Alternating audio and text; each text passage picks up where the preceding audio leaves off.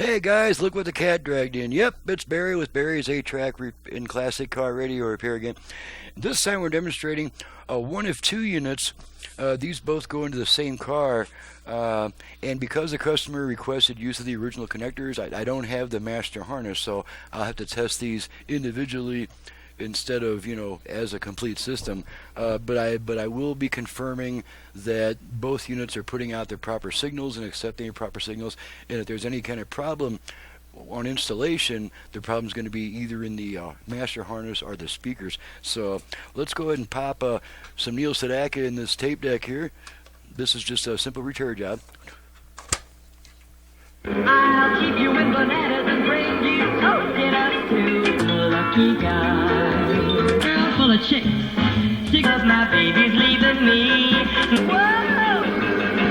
Last left. That's right. I'm related to old King Kong.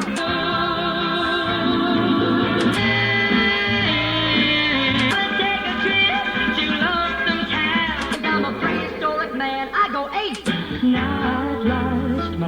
Okay, so that takes care of that. Now, one thing I'm going to say about this is, with a Delco system that has an 8-track and a radio, it's actually the 8-track that decides which unit gets the speakers and the 12-volt power.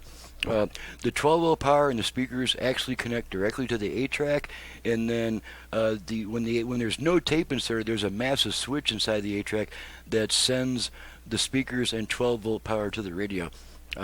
So if you have a properly wired Delco system, the radio should not work unless the 8-track is also installed. So at any rate, let's go ahead and make sure. Now, part of these, some of these 8-track pins connect to the radio's outputs, and that's how it does the automatic switching when you insert and remove a tape. So let's make sure that it receives those signals from. I'm just going to use a tone generator here to simulate output from the radio, just so we can make sure that we get output on all speakers. Okay, this one. This is kind of a pain in the butt because it's a real short clip.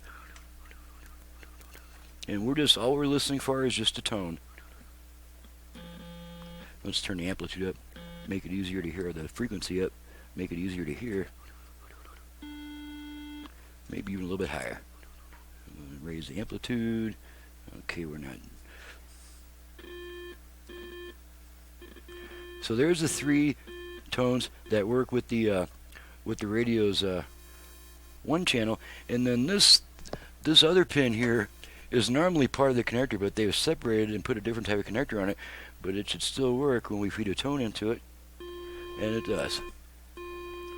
Okay, so we've confirmed that the 8-track not only works with its, with speakers connected to it and 12-volt power, it's also correctly functional to control the radio as well. So if there's a problem upon installation, it's going to be in the master harness or the speakers. We've confirmed that the 8-track plays tapes and also accepts the radio signals and does its proper switching and all that. So I'll stop there, and the next video will be Mike's 8-track player. And in case I didn't mention it, this equipment is out of a 76 Trans Am, comes from Mike in Las Vegas, Nevada. So next video will be his radio. Thanks for watching, listening.